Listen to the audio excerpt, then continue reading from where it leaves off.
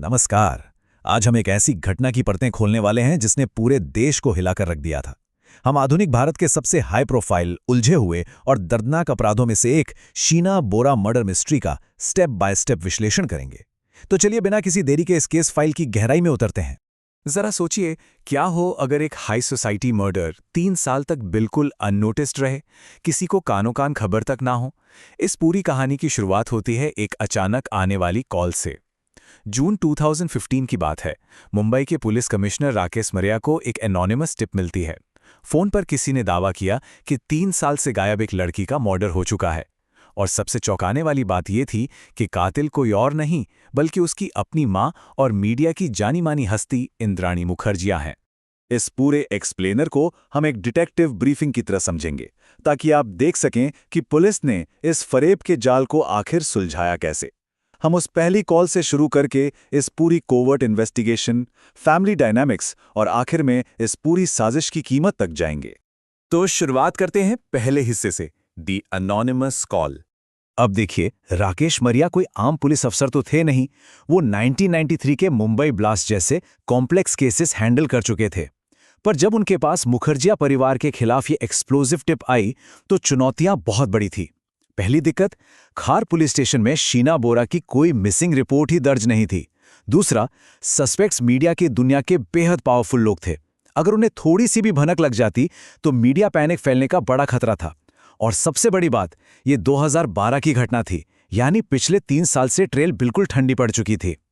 इन सब मुश्किलों को देखते हुए राकेश मरिया ने इंस्पेक्टर दिनेश कदम को एक स्ट्रिक्टली कोवर्ट यानी एकदम गुप्त इंक्वायरी करने का जिम्मा सौंपा। अगला स्टेप था अ कोवर्ट इन्वेस्टिगेशन। इंस्पेक्टर दिनेश कदम और उनकी टीम ने बहुत ही शांति से इंद्राणी और उस गायब लड़की के बैकग्राउंड को खंगालना शुरू किया। और इन्वेस्टिगेशन में एक ऐसा अजीब सच बाहर आया जिसने केस की दिशा ही बदल दी। दुनिया और खुद पीटर मुखर्जिया को यही पता था कि शीना इंद्राणी की बहन है, पर हिडन ट्रूथ कुछ और ही था। असल में शीना असम में इंद्राणी के एक पिछले रिश्ते से पैदा हुई उनकी बायोलॉजिकल बेटी थी।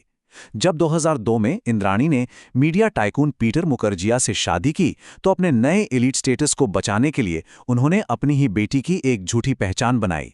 चलिए अब इस कहानी के तीसरे हिस्से पर आते हैं, द टैंगल्ड फैमिली ट्री। इस पारिवारिक जाल को जरा ध्यान से समझिए। डिटेक्टिव्स के लिए भी ये किसी पजल से कम नहीं था। इन रिश्तों की शुरुआत असम से होती है, जहां शीना और मिखाइल इंद्राणी के बायोलॉजिकल बच्चे थे। फिर कोलकाता में उनकी दूसरी शादी संजीव खन्ना से हुई, जिससे उनकी बेटी हुई विधि। और तीसरी शादी 2002 में पीटर मुखर्जिया से हुई। यही वो साल था जब इंद्राणी ने शीना को अपनी बहन बताना शुरू किया था। और कहानी में सबसे बड़ा टकराव तब आता है जब पीटर का बेटा राहुल मुंबई आता है और उसे इंद्राणी की बहन यानी शीना से प्यार हो जाता है। राहुल को तो पता ही नहीं था कि जिससे वो प्यार करता है वो दरअसल इंद्राणी की ही बेटी है। ये एक ऐसी स्थिति थी जिसने पूरे परिवार की नींव हिला दी। यहां से हम पहुंचते हैं चौथे हिस्से पर, शीनाज फाइनल डेज। अब सारा फोकस शीना पर था, जो उस वक्त मुंबई की एक सीए फर्म में काम कर रही थी। पर माँ बेटी के गोल्स बिल्कुल अलग थे। शीना का लक्ष्य बहुत ही आम था। उसे एक नॉर्मल जिंदगी जीनी थी, अपने करियर पर ध्यान देना था और राहुल से शादी करनी थी। दूसरी तरफ इंद्राणी का मोटिव बिल्कुल कोल्ड और कैलकुलेटेड था। उन्हें अपनी वो टॉप 50 बिजनेस वुमन वाली इमेज और पावर हर हाल में बचानी थी। उन्हें डर लगने लगा था कि अगर राहुल और शीना की शादी हो गई तो पीटर की सारी दौलत इन दोनों को मिल जाएगी और उनकी बेटी विधि के हिस्से में कुछ नहीं आएगा। और यही वो चिलिंग मोटिव था जिसने इस साजिश में इंद्राणी के एक्स हस्बैंड संजीव खन्ना की एंट्री करवाई। उन्हें इस प्लॉट में सिर्फ इसलिए शामिल किया गया क्योंकि उन्हें यह लालच दिया गया था कि अगर शीना रास्ते से हट जाती है तो सारी वसीयत अकेले उनकी बेटी विधि को मिल जाएगी। आगे बढ़ते हैं पांचवें हिस्से पर, जहां केस पूरी तरह पलट गया, ब्रेकिंग दी एलिबाई। अगस्त 2015 में इंद्राणी देश से बाहर थी और तभी उनके ड्राइवर श्यामवर राय को आर्म्स एक्ट के तहत गिरफ्तार कर लिया जाता है। और उस एक गिरफ्तारी ने सब कुछ उगलवा लिया। ड्राइवर ने उस रात का पूरा सच लाइन बाय लाइन कन्फेस किया। 24 अप्रैल 2012 की बात है। इंद्राणी ने शीना को बांद्रा के नेशनल कॉलेज के पास झगड़ा सुलझाने के बहाने बुलाया। कार में उसने शीना को दवा मिला हुआ पानी पिलाया। जैसे ही शीना बेहोश हुई, कार के अंदर ही उसका गला घोंट दिया गया और उसके बाद बॉडी को पूरी रात पीटर के ही गैराज में छुपाया गया। अगले दिन उस बॉडी को 103 किलोमीटर दूर रायगढ़ के जंगल में ले जाकर जलाकर दफना दिया गया। अब ये सवाल आना लाजमी है कि आखिर 3 साल तक ये पर्दा पड़ा कैसे रहा, क्योंकि इसका कवर अप बहुत ही सटीक प्लान किया गया था। अप्रैल 2012 में मर्डर के ठीक बाद इंद्राणी ने ये झूठ फैलाया कि शीना अमेरिका चली गई है।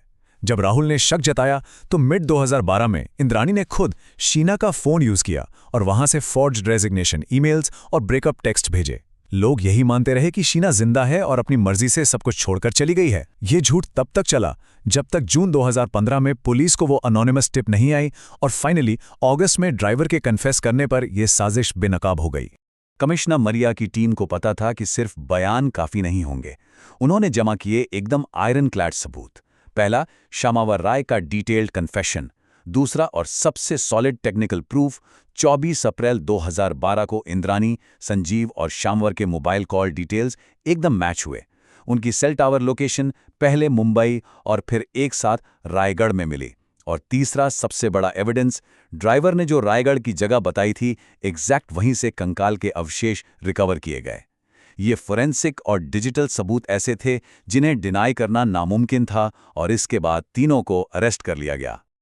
और अब आते हैं हमारे आखिरी हिस्से पर, द प्राइस ऑफ एम्बिशन। पर कहानी का एक आखिरी पन्ना अभी बाकी था। जब केस सीबीआई के हाथों में गया तो एक और बड़ा राज खुला। सीबीआई ने फोन रिकॉर्ड्स और फाइनेंशियल ट्रांजैक्शंस की ऐसी चेन ढूंढ निकाली जिसने साबित कर दिया कि पीटर मुखर्जिया भी इस प्लॉट के बारे में एक्टिवली जानते थे। और इतना ही नहीं, उन्होंने इस मर्डर को कवर अप करने में भी मदद की थी। नतीजा ये हुआ कि पीटर मुखर्जिया को भी कंप्लिसिटी के आरोप में गिरफ्तार कर लिया गया। इस पूरी ट्रेजेडी को अगर एक लाइन में समझना हो तो बस यही विचार सामने आता है। एक रिश्ता जिसकी नींव ही झूठ पर टिकी हो, उसका अंजाम एक खूनी अंत ही होता है।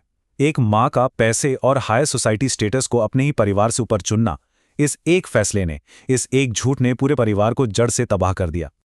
और इसी विचार के साथ हम इस डीप डाइव एक्सप्लेनर के आखिरी पड़ाव पर आ गए हैं। एक चुभने वाला सवाल जरूर छूट जाता है। जब ताकत और दौलत की ऐसी अंधी चाहत उसी परिवार को मिटा दे जिसे वो ऊंचा उठाना चाहती थी, तो आखिर में सबसे बड़ी कीमत कौन चुकाता है? महत्वाकांक्षा और छल के इस भयानक ह्यूमन कॉस्ट को समझना वाकई में झकझोर देने वाला है। आज की इस पेशकश में बस इतना है। ऐसे ही कॉम्प्लेक्स केसेस के तथ्यों को समझने के लिए आगे भी हमारे साथ जुड़े रहें। समय देने के लिए बहुत बहुत धन्यवाद।